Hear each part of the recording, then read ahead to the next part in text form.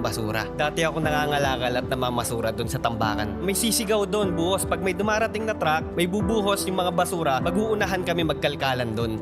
Lagi ko lang sinasabi na may ngiti, yayaman tayo, malapit na. Malaki din yung tiwala ko sa sarili ko dahil sa kanya. Kasi kahit walang naniniwala sa akin, naniniwala siya na laging kaya ko. So yung paniniwala sa'yo ng nanay mo, yun yung pinaghugutan mo ng lakas. Yes. Gaano ka-importante yan sa mga magulang na dapat ine-empower nilang anak nila? Sobrang importante yun. Dapat bilang magulang, tayo yung kauna-unahang maniniwala na magaling ang anak natin. Bakit siya naniniwala?